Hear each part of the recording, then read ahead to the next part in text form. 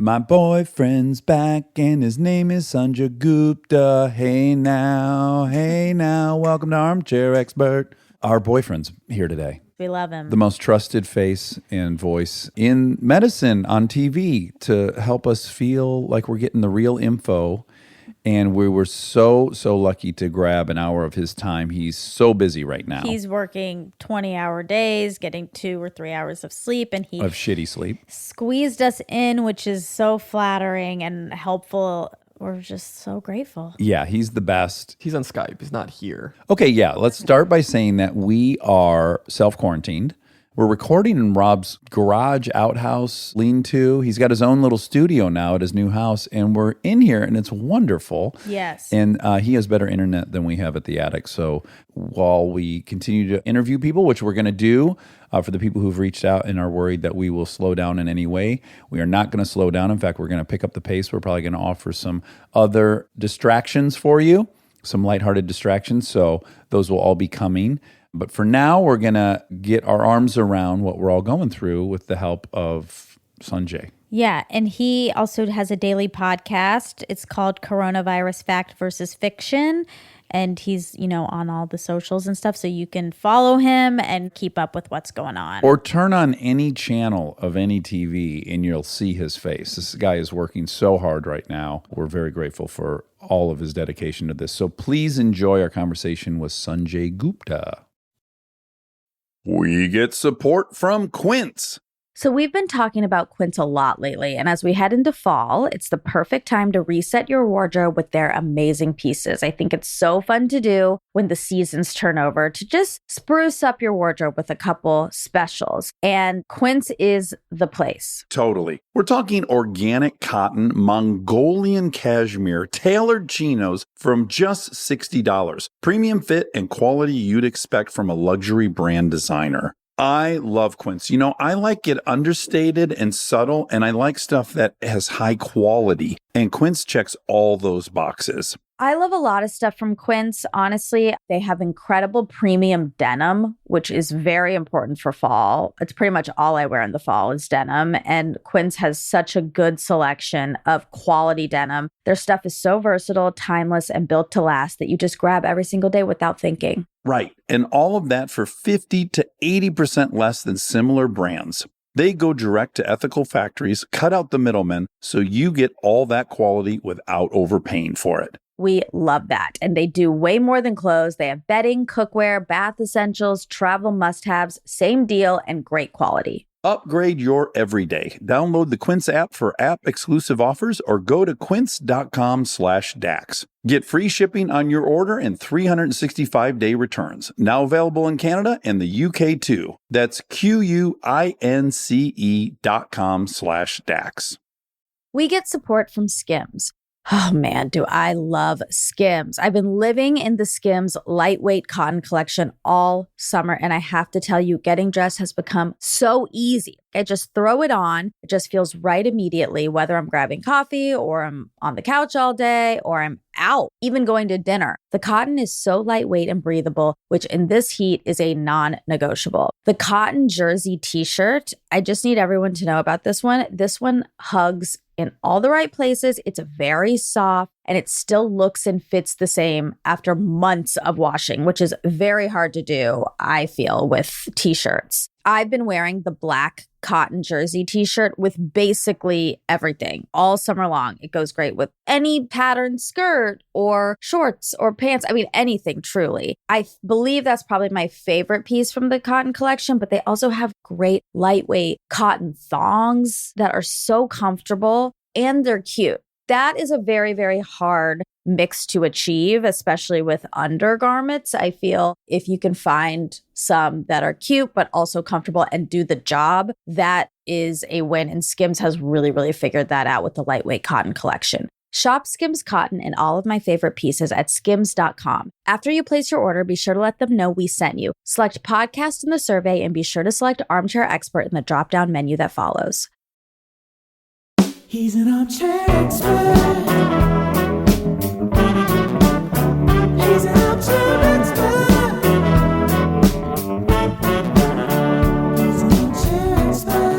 Oh my goodness. Wow. So good to see you guys. You guys look good. Is that the same space? No. You guys moved. This is our quarantine bunker. Can you hear us good? Looks fancy. I can hear you. Yeah. You can hear me okay? So Yeah. good. This is our first Skype interview, Sanjay. So thank you for Doing this. Yeah. We know you've been working 100 hours a day. Every time we turn on CNN, there you are.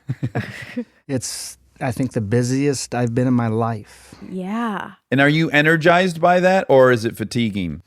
I am energized by it. And just being honest, I'm having a hard time turning it off, you know? Yeah. Like I'm a big, I think we talked about this last time, I'm a big quantified self guy. I measure my sleep and stuff. Mm-hmm. I have gotten maybe 3 to 4 hours of sleep a night we're going on 6 weeks now. Oof. And then when I go to bed, I can't sleep. Yeah. And I'm thinking, I said this thing and I think I could have described that better. You know, I explained something, but I want to make sure it hit the mark. Like we keep talking about numbers and everyone's caught up in certain things and there's a bigger picture here with this. And it just feels very important. I mean, it is important.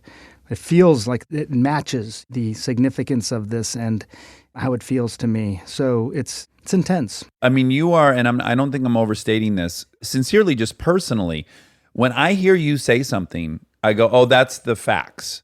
Well, You know, and so to have that on your shoulders and to want to get it right so much, knowing that people trust you, the responsibility, I have to imagine it's quite stressful and also probably invigorating.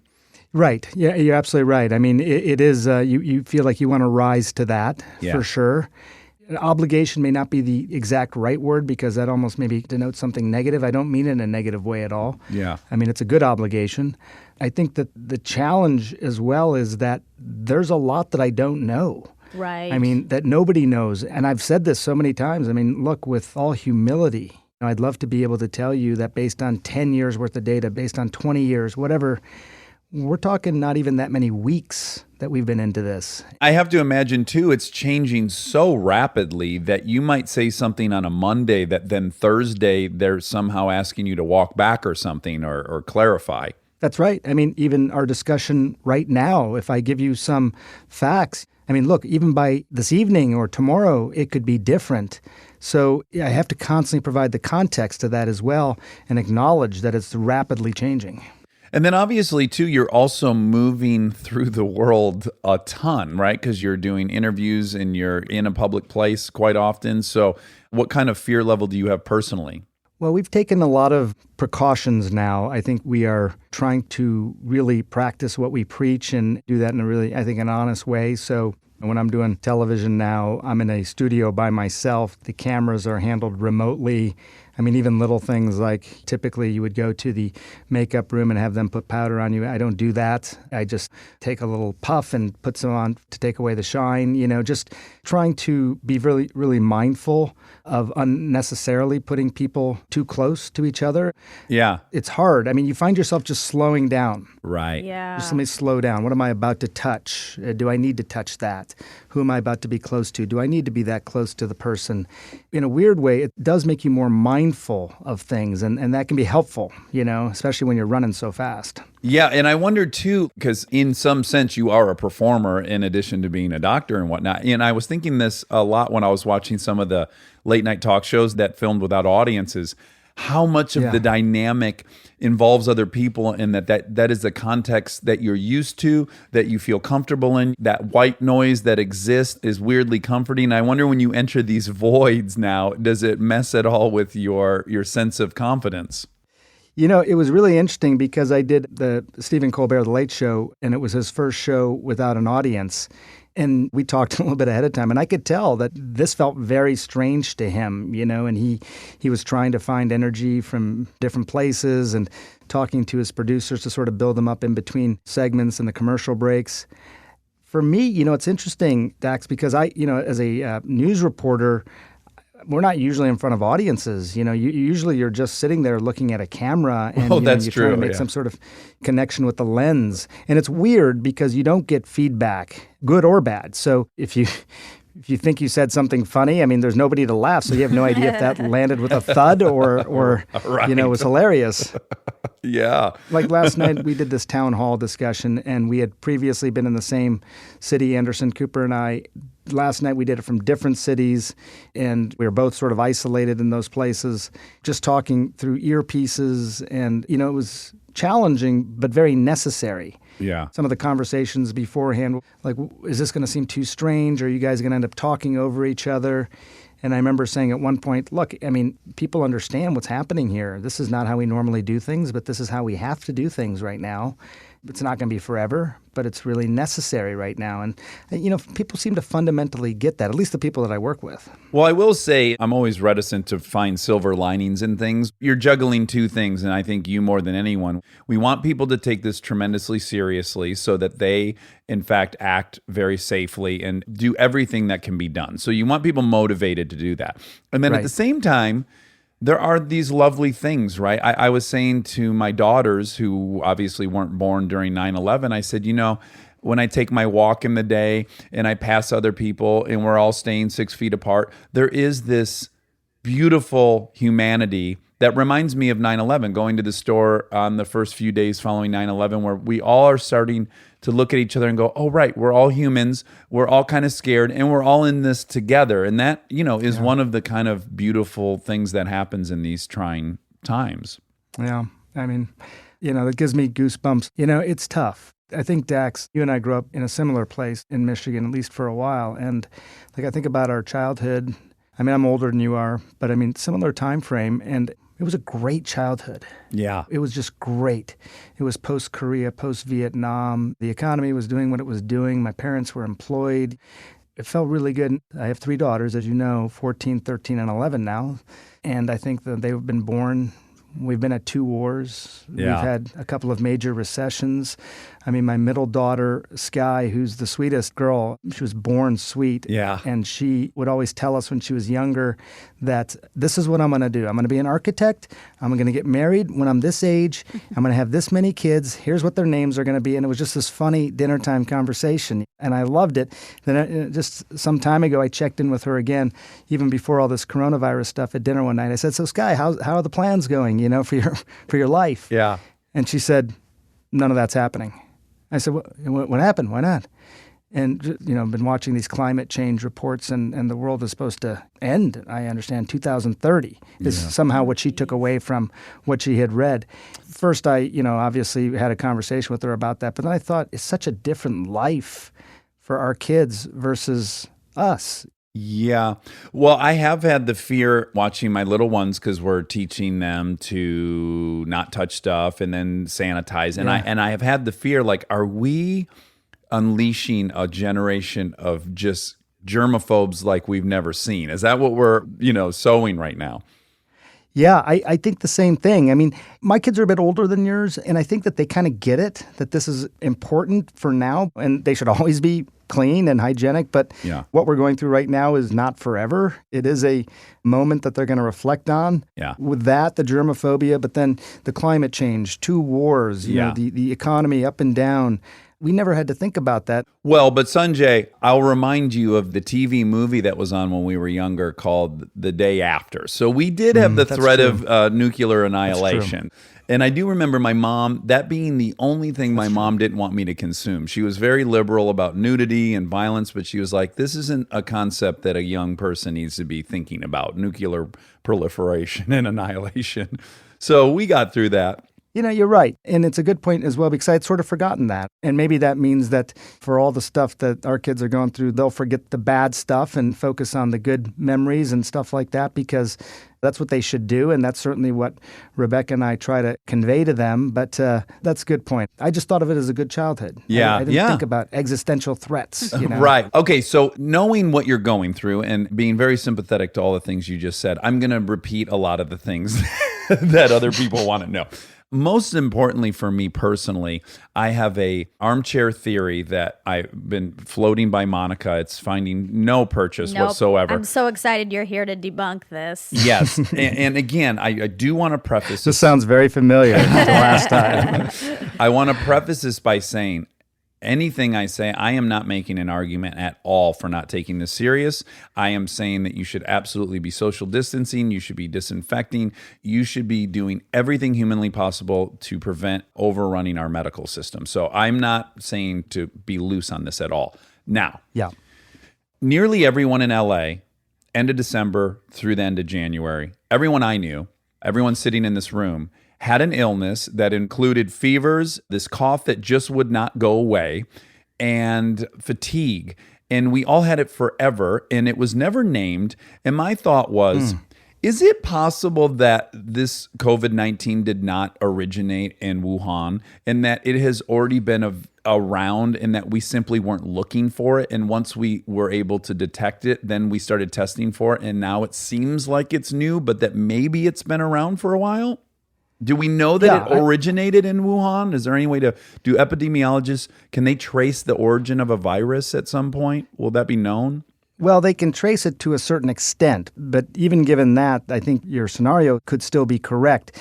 I'll just give you a little background, which I found fascinating, is that this new novel coronavirus was actually discovered in bats some time ago. There's these virus hunters who basically they're looking at animals and they're trying to figure out, are these animals carrying pathogens that could possibly make a jump to human beings? Mm-hmm. That's their surveillance thing. And they'll find these bats and they'll basically sacrifice the bat and find all the pathogens and then look and say, well, that one looks suspicious. That one looks like it could make a jump to humans.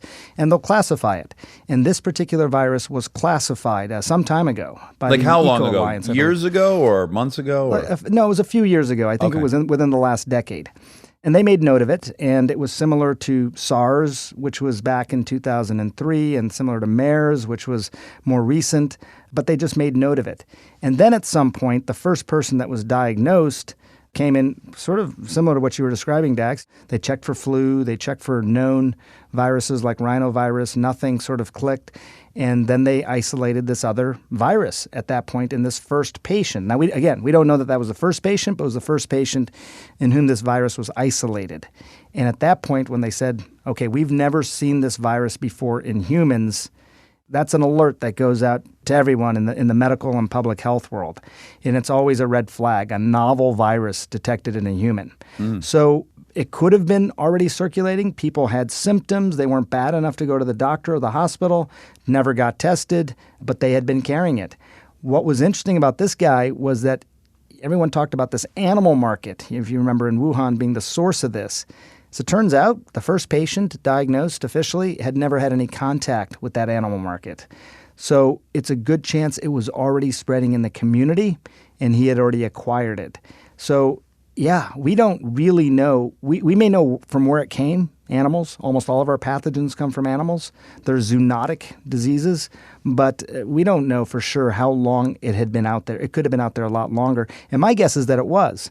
In fact, if you look at a lot of flu cases in this country now, and maybe even some of the flu deaths, if you go back and look at their actual, what the actual virus was, it may end up that they were coronavirus, even going back some time. That's great. That leads to another question of mine, which is there a way to test people who've already died, I guess, and haven't been Autopsied or something? Yeah, because here's my theory. So before we were really aware of it, I got to assume that the many people that died in January in the U.S. of, say, pneumonia, or what would have looked like pneumonia, if they were an old person in a convalescent home and they had respiratory issues and they died, I can imagine that they would chalk that up to pneumonia. It's not like they're going to launch an investigation, right? They're not going to send a sample to the CDC because an old person did what a high percentage of old people do, which is die of respiratory illness. They wouldn't even know to be curious. You're absolutely right. I mean, people do die of respiratory diseases all the time. There's not value in spending the time to do testing.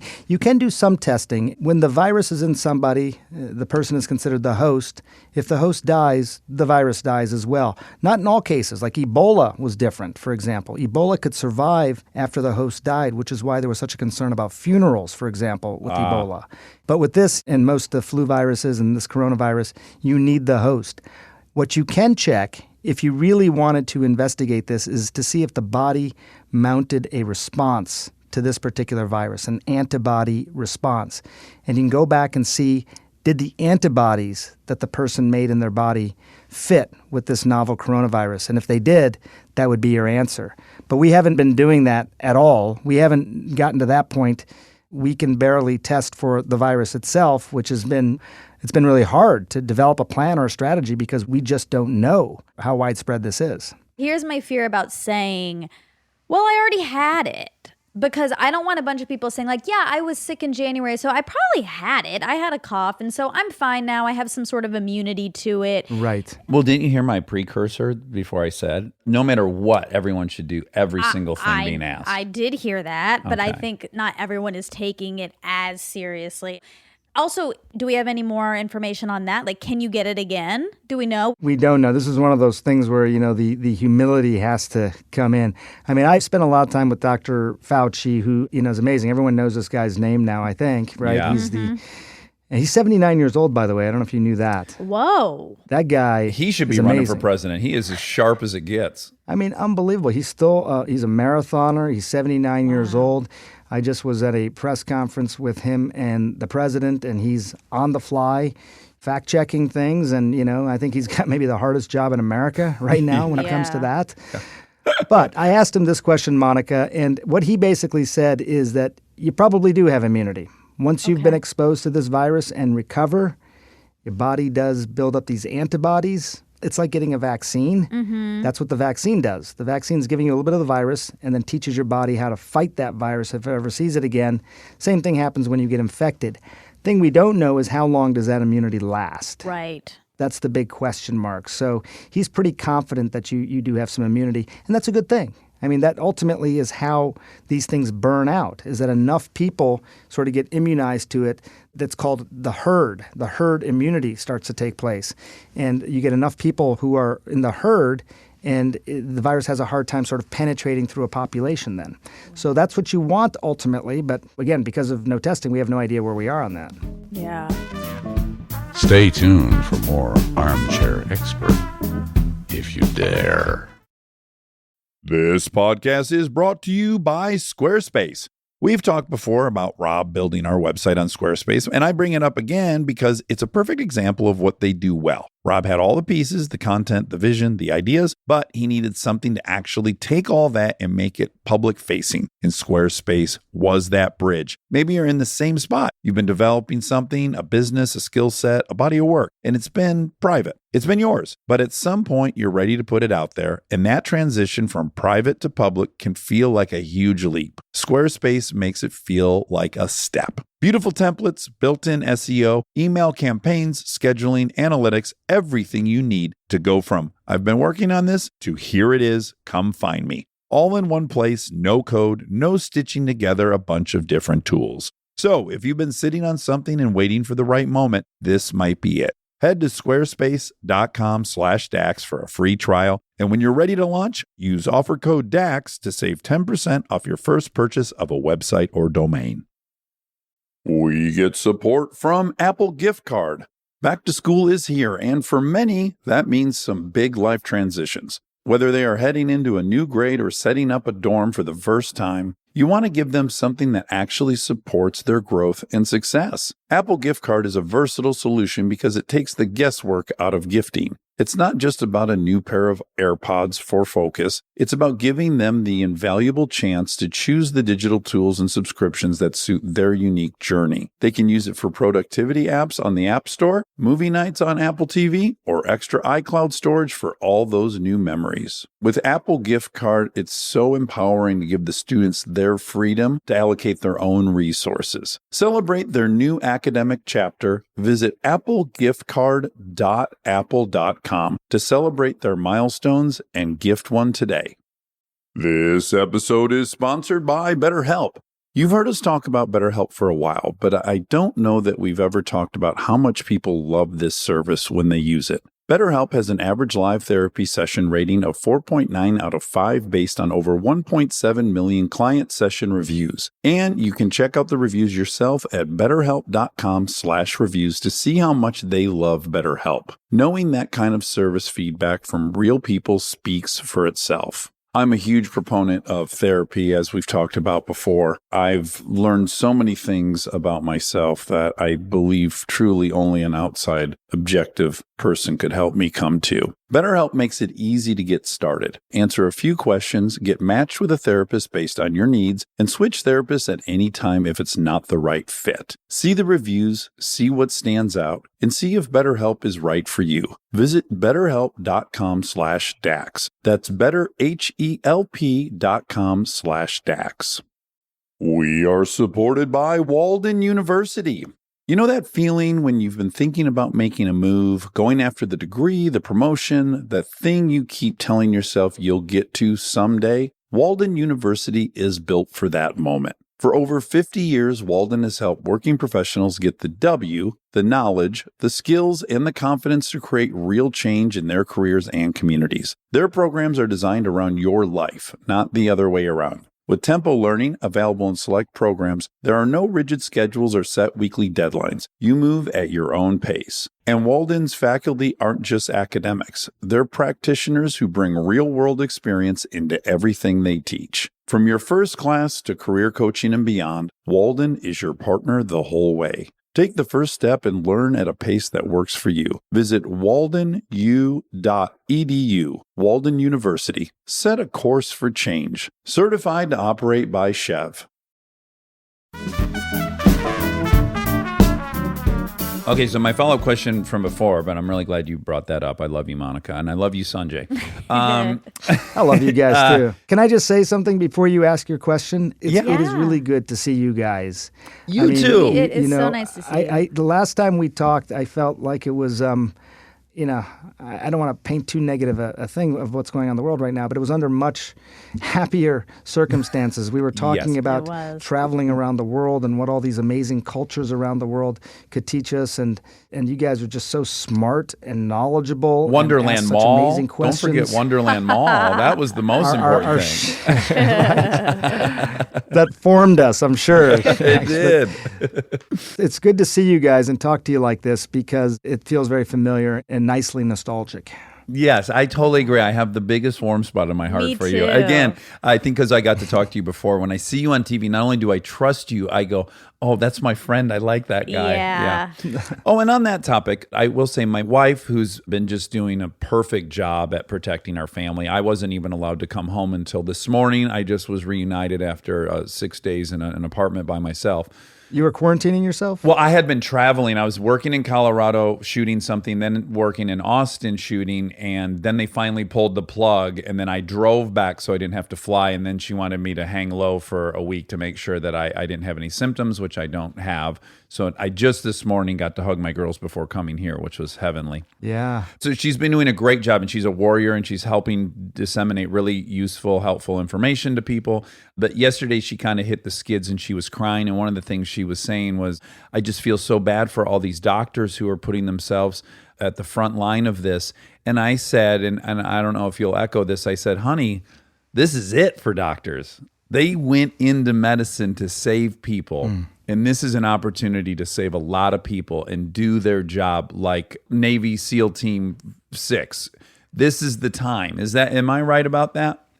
I think so. The people are really rising to the occasion for sure. You do want to have the maximum impact when you're a healthcare provider of any sort. You know, doctors, nurses, respiratory therapists are perhaps some of the most valuable people in the healthcare profession right now because they're the ones who actually know how to operate these breathing machines and keep people alive. I mean, this is their Super Bowl in a way, and they're really doing an amazing job. I think the challenge, and maybe this is Kristen's point, is that in so many places, and this is not made up, but in so many places, they don't have enough of the personal protective equipment. And as somebody said today, I don't remember who it was, it may have been the vice president, it's kind of like going to war without having your basic shields and protection. Yeah. You're vulnerable. And in this case, you're vulnerable against something that's invisible. You can't duck. You can't hide. You don't know where it is exactly. And you have to do your job, take care of these patients. So I really feel for them. And then they got to go home, like you were talking about. And do you hug your kid? Yeah. I don't think the person I cared for today has COVID.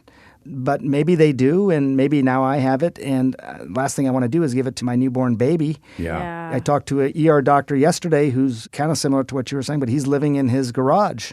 He's an ER doctor. He's living in his garage. He's got 3 kids. One of them is 4 weeks old. Oh. And I said to him, how long does this go on? And he says, I don't know. Yeah. I have no end date for that. That is going to be my life for a while. He wanted to talk to his wife. She wasn't answering the phone, so he walked out of the garage, threw rocks at the window to get her to respond. Oh, man. That is their life right now. So I see it both ways. I love the military parallel because there was a really interesting figure in the New York Times today about at the height of World War II, the Ford Motor Company was making B-52 bombers one every 68 minutes. An airplane. We can't unleash the power of our industry to build ventilators.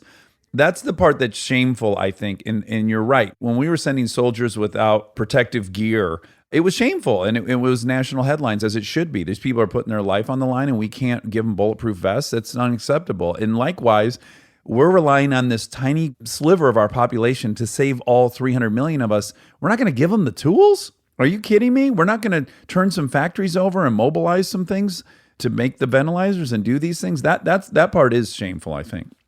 I think you'll be pleased to know, and this is still unfolding, but just today, just before I'm talking to you, I heard from the White House that General Motors, interestingly enough, may be starting to retrofit some of their manufacturing capabilities to make ventilators. Oh, Wow. great. So we are seeing stuff, as you point out, that we haven't seen really since World War II, Yeah. a complete retooling of our manufacturing capabilities towards this different kind of war, this medical war. We'll see if it happens, but it sounds like people are really trying to rise to that challenge again, and I think it's really necessary. Well, again, and just to take the worst case scenario models that have been run where they're saying 2.2 million people, we haven't lost 2.2 million people in a war since the 40s. So the severity of the worst case scenario should be seen as all the wars we fought since World War II combined. Yeah, it's a little mind-numbing when you look at some of these models. And I've been really careful, I think, when we present this sort of information to the people watching television. I don't know the right answer to this. I think in some ways my medical training has come out to be really important as a journalist with this story. I think doctors, nurses, whoever are always sort of sitting at this inflection point between hope and honesty. Yeah. They're always sort of sitting there. And what I've learned, and maybe we talked about this before because I think this is so important, but I do believe hope, just as a thing, has intrinsic value for what it is. I agree. And I don't think it should be labeled as the opposite of honesty, although it often is, right? People who are hopeful are seen as, you being a charlatan or whatever it may be. And yet, honesty has to lead the way, right? Yeah. You can never sacrifice honesty in pursuit of hope. I don't know if that makes sense, but Yeah. It does. But the idea, can you do both? Yeah, So, juggle both at the same time, I think. For your heart and your emotions and your life, you need to juggle. Because again, Nicholas Kristof wrote this amazing piece too today in the New York Times that was best case, worst case scenario. And the worst was the number I just said, which is terrifying. And then there's also a best case scenario where this flattens out in 8 weeks and we make it over the hump of not overloading the medical system and the virus mutates and kills itself. And there's a lot of Vaccines come into vaccines play. and treatments. So therapeutics, yeah, we got to live somewhere between those, right? Yeah, totally. I think it's hard to take in the X factor of, in this case, American ingenuity. I don't think we ever know what we're really capable of until our backs up are against the wall. Yeah. So we're just modeling this based on existing sort of thoughts and ideas, but this sort of unleashes your imagination, I think, in all sorts of different ways.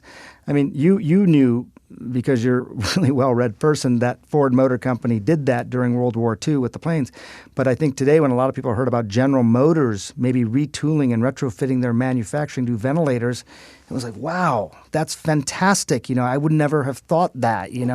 How does that even work? Or people who are now creating this personal protective equipment in all sorts of different ways because they're trying to really pitch in and help these healthcare providers. So I have a lot of faith in American ingenuity. Yeah, World War II, we invented nuclear fission.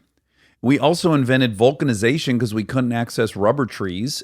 I mean, we invented fake rubber because we had to. We invented nuclear reaction because we had to. So there's some mental hurdle where a military threat seems very easy to mobilize around and to sacrifice around and to bring all the resources to bear on. Yet medical stuff, there's this notion I could escape it. No one thinks they're going to escape a nuclear attack. Because there's a real enemy versus an elusive enemy. Yes. And that's interesting. That's a bummer. It's a bummer that, there's no face to put on Corona. You could use mine. Please don't. Not good for our brand. First of all, I learned something just now again, as I always do, talking to you guys. I mean, it's amazing. So thank you for that. I knew about nuclear fission. I did not know about the vulcanization. But, the other thing, and I don't know, maybe this is what kind of got me a little bit choked up earlier when you were talking about this. There is this notion, even if it's a faceless threat, that it is a universal threat. It is a common enemy, Like I always used to say, like, what is the one thing that would bring the world together? And I always thought it would be like an attack from another planet. Right. I mean, that's when the world comes together, right? Yeah. Because now we're all in it together and we got to fight these people who are attacking us from another planet. Well, I don't want to exaggerate it, but I think this sort of fits into that category, even more so than climate change in a way, because climate change gets so politicized. This is nobody's fault. This is a pathogen that's circumnavigating the globe. It does not respect borders or boundaries. It does not discriminate against young or old, men or women. Cultures around the world are all at risk from this, and we all have a certain obligation or duty to try and do our part to stop it. So I don't think there's many things that bring the world together like this, potentially. You're so right. If you told me 2 months ago that there would be an issue that would transcend China, Italy, and the U.S. in a way that would make us all brothers and sisters in the exact same fight, it would have been hard to imagine what that could have been. Right, yeah. I mean, a little strand of RNA, a little tiny strand, I mean, microscopic thing like that can fundamentally change the world, but possibly bring the world together in a stronger way. I try not to get too Pollyannish about this because I think maybe it's too early and people are really, they're gonna have to deal with this for a while. But I think you're right. I think it really can do something that can be good ultimately for the world. Well, again, there's another paradigm that this mirrors to me, which is people have a very hard time accepting the notion of being compassionate and executing justice in our legal system. There seems people have a hard time juggling both or think that both can't be juggled at the same time. And I think this mirrors that in a way, which is we can do all the right things and take all the right steps, and we don't have to die from fear. We don't need that as the motivator. We can be compassionate and patient and understanding and loving and all these things and do all the right things. They're not binary. Yes, 100%. So when the narrative of this virus is presented to a lot of people, even right now, and where are we? We were sort of mid-March, end of March timeframe. It was sort of like elderly people are at risk, everyone else is going to be fine, right? That's what people heard. And I think for a lot of young people, they were like, well, I'm fine. I have no problem. And then you started to learn that, look, you could still be a carrier of this virus. And even if you were okay or didn't get that sick, you could potentially make someone else sick. And it was really interesting to sort of try and observe people's behavior. This idea that, look, even if I didn't take good care of this for myself, I would take good care of this for the people around me. Yeah. Like I'm more extrinsically motivated than intrinsically motivated when it comes to something like that. And I think that's true. And it seems anti-evolutionary, right? I mean, if it really was survival of the fittest, we wouldn't care, really. No, Maybe it would just our open most up immediate more resources for us who survived. Yeah. But for some reason, maybe we humans evolved that way to actually want to care for each other because maybe at some point our evolutionary tree realized that we needed to be stronger together than as individuals, Yeah. Well, definitely populations that cooperated outpaced all the ones that didn't, right. That's not true, right? That it's only old people and people with immune disorders. Like, I think a lot of people are like, well, I'm doing it for other people, but also it could affect you. And we are starting to learn that now, I mean, the point I was making earlier was at that point where we thought young people just be carriers, I was heartened that people did start to change their behaviors. Right. But you're absolutely right, Monica. I mean, what we're finding now, there's two things that have really jumped out at me as I spend all my time reading studies and talking to people and all that. Two things jumped out at me. When you look at the China data now. They have the biggest data sets. That's why everyone always refers to those studies. They found that people who were recovered, right? So they survived. They were listed in the recovered category. It was sort of binary. Did you die or did you live and recover? That was it. Right. But when you started to dig deeper into the recovered category, you found that even younger people still had significant lung function loss. Right. So 20 to 30% of their lung function was lost even after they recovered. So they were still able to conduct their lives, but maybe they would get winded going up a flight of stairs, where before that they would never have any problem with that. Yeah. It would manifest in all sorts of different ways.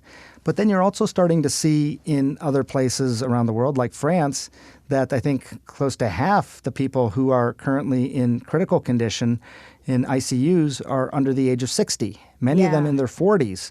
So it does seem to affect younger people more than we thought. Yeah. It could be that China was such a homogenous population that it wasn't really reflective of other places with diversity in their population. We really don't know, as you guys have brought up, what the impact has been in the United States. It may have already had more impact than we realize, but it's going to be interesting to see how that data sort of changes. We really do have to be humble here because we don't know exactly how many people it affects or what the age groups are. Today, they said that in Italy, the people who died were twice as likely to be men versus women. Whoa. We don't know why that is. It could just be that it's really early data and it won't play out as you get larger numbers.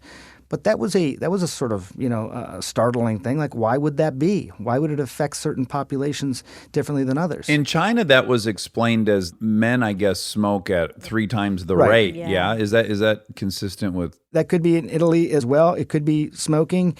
Here in the United States, a little bit more likely to be a man if they die, but closer to like 52 and 48%. So maybe that reflects the smoking. We don't know. We just don't know for sure. We also know that young kids, adolescents, while they can get critically ill, it's a lot less likely than adults, but not negligible. Adults, 20% of them get seriously or critically ill. With kids, it's closer to 6%. That's a lot less, but not insignificant. Interestingly, with babies, 0 to 1 year old, it was around 11% of those young children who were getting this infection became seriously or critically ill. We didn't know that out of China. We didn't see that. It was mostly kids are fine, don't really worry about the kids. We're continuing to learn more, and these are important data points to keep looking at. Yeah. Stay tuned for more Armchair Expert, if you dare. This episode is brought to you by SoFi, the all-in-one finance app where you can bank, borrow, and invest all in one place. Let's talk bank accounts for a second. The average bank savings rate is 0.39% in interest. You're earning pennies on your savings, but it does not have to be that way. With SoFi high-yield checking and savings, the money barely making moves sitting in your savings account can earn over 8 times the national average savings rate with eligible direct deposit. No account or overdraft fees, which feels rare these days. You can get your paycheck up to 2 days early, perfect for getting ahead of a bill or grabbing what you need right when you need it. Plus, get up to a $300 welcome bonus when you sign up with eligible direct deposit. Sign up for SoFi checking and savings at SoFi.com/armchair. SoFi checking and savings is offered through SoFi Bank N.A., member FDIC. Terms apply. This episode is brought to you by ServiceNow. Look, I have my dream job. I get to talk to folks I admire like crazy and ask them virtually any question that I want to. I can't imagine a better way to spend my time. But even dream jobs have some not so dreamy parts, the stuff that gets in the way of the actual work. Now, that's where ServiceNow's AI specialists come in. They don't just tell you what you should do about your busy work. They actually do it, start to finish. Cases closed, requests handled, no extra work for you. So you and your team can focus on what matters most, which for me is, are they obsessed with male bodies on the same level as I am? They never are. To learn how to put AI to work for people, visit servicenow.com. Living your best life means being extra where it counts and skipping the extra where you don't need it. Like in your cleaning products. That's where 7th Generation comes in. Their bio-based cleaning power delivers a powerful clean with nothing extra in the bottle. Need a dish soap that cuts through the tough grease? A detergent that tackles the worst stains and odors, 7th Generation handles it all without any dyes or artificial fragrances. Real clean doesn't have to come with a long list of add-ons. Upgrade to a powerful clean without anything extra. Look for 7th Generation dish soap and laundry detergent wherever you shop for your cleaning products. What other question did you have? I know you had. Oh, you had a fun one about food workers. We're going to get into some more practical, and then I have one last really provocative question. As he always does. Yeah, I have just a selfish one. Well, not selfish, I guess, but we also want to keep the economy up as much as we possibly can. I want to be ordering food, and I know everyone's saying you can do takeout and delivery, but there's a part of me that's like, can you do takeout and delivery? Because it's passing from hand to hand. Can it go on your food and then you eat it? Like all of this. Yeah. Well, I'll tell you, first of all, we are, as a family, ordering takeout food a fair amount. Okay. I mean, well, if it's good enough for Sanjay, it's good enough for us. Yeah. Yeah. I mean, and we went through the decision matrix on this and sort of figured it out for ourselves. And here's what made sense to me was, first of all, my wife's really busy. I mean, all the kids are at home. Right. They're not in school. And so just pragmatically speaking, and I'm working all the time, so just from life decisions, I'm trying to take pressure off of her. And, ordering takeout is helpful in that regard. But what we decided to do was everything's done on your phone app, so we pay for it through that. And the person will usually leave it at the front porch or wherever.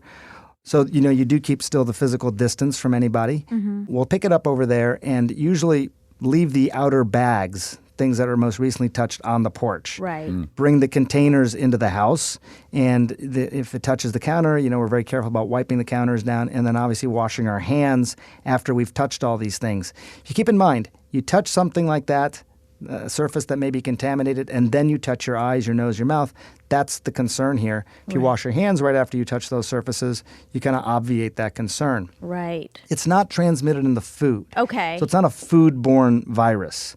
There are foodborne viruses, and they give you sort of more the GI stuff, but this is a respiratory virus. So, I mean, if the good place that you're ordering from that's hygienic otherwise, your food should be fine. Just follow some basic precautions. And, look, we're doing it as well. I think a lot of people are doing it in part to make things easier for us, and in part the same reason you are, Monica. We want to continue to support the local restaurants and the people that are in our neighborhood. Sometimes we'll order food for other people in our neighborhood. My wife went out grocery shopping the other day. We do have a lady who's older that lives down the street. Called her up, get you a few things from the grocery store so she doesn't have to go. Right. Really appreciated it. So, those kinds of things. But again, just being careful in terms of knowing how the virus is transmitted and trying to reduce those potential exposures. Was our biggest failure the fact that we didn't have tests and that we weren't quick to go, let's get the test? Was that probably our biggest initial failure? Yeah. I think that was the biggest initial failure. The tests are really important because then you can have eyes on this, as the CDC says. They like these hunting metaphors. We need eyes on this thing. Yeah. It was interesting. But I'll tell you what, though. What has concerned me a little bit, though, is that has become the metric of success now, testing. Right. And I think it's a little bit missing the point because we also knew, when you look at some of those models, again, federal government models that they had access to, that we knew we were going to need a certain number of hospital beds, that we were going to need a certain number of ICU beds, a certain number of breathing machines. We knew this. And when they bought time for us in China by instituting the largest quarantine in human history, I think it was the largest in recorded human history, and even, what the president did, bringing that plane back from Wuhan, 195 passengers, and quarantining them here in the United States, that was a significant move. Yeah. It did slow things down, what he did. And even in this country, we hadn't had quarantine since smallpox 60 years ago. So there were really, really important strategic things that were done by the Chinese government and also by us to buy us time. It wasn't saying, hey, we stopped this thing. It never was. We knew we couldn't stop it. But the buying of time should have allowed us over 6 weeks, 2 months, whatever it was, to make sure we could have the capacity to handle the surge of patients that everyone knows is going to be coming. That's also, for me, I think, as a doctor, probably even a bigger failure because, now you're dealing with a situation where healthcare workers don't have their personal protective equipment. That could have been addressed. We may have patients who don't, have breathing machines when they need them. That could have been addressed. ICU beds. I mean, all these things could have been addressed. You have big public spaces where you guys are in Southern California that could have started to be retrofitted and modeled to be able to provide some surge capacity. That could have been done, but we didn't do it. And part of that's human nature. I mean, most humans don't like to act until something is literally slapping us in the face. Yeah. I mean, with regard to our personal health or with regard to some big public health issue like this, we kind of like to close our eyes, pretend it doesn't exist, and if we ignore it, it won't affect us. But, that's not the case here. And so I think that I don't even want to use the word failure. You can't disentangle anything from politics nowadays. But the reality is we didn't act and we could have. Yeah. And I think that was a mistake. I'm also very sympathetic to the role they have, which is they have to try to prevent panic. So I am sympathetic to this thing they're juggling, which is they don't want mass panic. You saw people hoarding toilet paper, which was so beyond me because these people have showers. Hop in there and clean your butt. I don't know. It's not. I mean, of all the things you can't. There's a workaround for that. But Right. Okay, so my provocative question is this: I can see someone saying, "Look, everyone's going to get it. X amount of people are going to die. That's tragic. But why add on the huge economic apocalypse that will have its own deadly implications?" Wouldn't it be better to just go about business as usual and accept the reality without adding a recession? I think it's a good question, but I will tell you, though, that it is one of these things where when you look at what will happen, you got to game this out a little bit. And you have to understand that, first of all, people can get really sick from this, even if they don't die. We've been looking at this in just binary terms, lived or died. That's too simplistic here. You can get really sick and it can affect you. It can affect your life and your function of your life later on. But the other thing, when you look at these mortality rates and you say, okay, in Hubei province, China, the mortality rate was around 2.3, 2.4%. Outside of that province, mortality rates in China were actually underneath 1%, 0.6, 0.7. So why is that, right? Same virus. Why did it kill so many more people in Hubei versus outside of Hubei? And the answer really has to do with the fact that it strained the medical system. That there were a lot of people there who could have been saved that died because they didn't have enough medical capacity in the initial stages of this. Same thing's happening in Italy right now. I mean, every day, again, the numbers change, but the case fatality rate there is 5-6%, so much higher. Yeah. The virus didn't become suddenly that much deadlier. It's the strain on the medical system. What a great point, because even I have been trying to frame this in how deadly is this virus? But you're right. It's in a context of how good is the medical system at treating the virus. Yes. It's not an objective number that is standalone. Yes. It's in a context of a medical system. Yeah, I mean, let me give you this description. I did a lot of reading on what this virus actually does to the body, and this is relevant to what we're just talking about. But what does this virus do to the body? Okay, so a virus gets into your body, it infects a cell, it uses that cell's machinery to start replicating, dividing, and making more and more copies of itself. Ultimately, it can overwhelm your body's immune system. You can't fight it anymore, starts to cause organ failure, all these sorts of things, right? That's what you typically think of with an infection, and that probably happens to some extent here as well. But what I find fascinating is that this virus in particular also affects a particular enzyme in the lungs that's responsible for the making of something known as surfactant. Okay? So here's how I want you to think about surfactant. Your lungs, you think about your lungs as these sort of big, squishy sponges. They contract and they expand. That's how you breathe. You push out carbon dioxide, you take in oxygen. That's what's happening. But like a dry sponge, a sponge that's been sitting out and it's dry, it's really hard, right? So the elasticity is kind of gets the depleted? elasticity is gone. No matter how hard it's just a dry thing. What makes it become pliable again? Put a little detergent on it, right? And all of a sudden it's nice and easy to squish again. Surfactant is the detergent. What this virus is doing is taking away your surfactant, turning your lungs into these hard, sort of difficult to contract organs. Yeah. Now, that's a really challenging problem to treat, but it is treatable, okay? So if I had a patient like that, there are strategies that we could use that I know I'm very confident, I mean, not everybody obviously, but very confident that we could keep that patient alive. We could use high-function ventilators. We could use something called ECMO, extracorporeal membrane oxygenation. There are great strategies we have to try and keep a patient like that alive. My point is this, that the virus is a deadly virus. But if we were running full throttle and I had everything at my disposal for every patient that came in, I think we could lower the fatality rate tremendously because it's really a reflection of whether or not these patients can get medical care. Yeah. The virus is bad. I mean, I don't want to minimize that part of it. But the reason these fatality rates are so high is because of the strain on the medical system. And we think, in the United States, that can't happen here. But maybe it is happening here. Maybe that is why, Governor Newsom is really worried that 25 million people get this thing within the next 8 weeks in California. That's going to be a problem. That's why Governor Cuomo essentially created the efforts that he did, the Pause New York efforts that he did today, where he's saying only essential people need to be outside. Yeah. I don't want the medical system overwhelmed because that is a bigger problem right now than the virus, I think, especially in the developed world.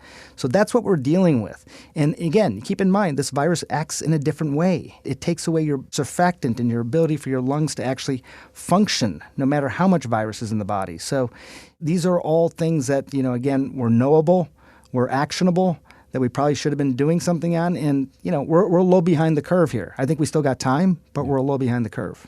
God, Sanjay, I love you. When you were saying those long words, I was getting horny. I think Monica was too. You're just surfactant. Oh, man.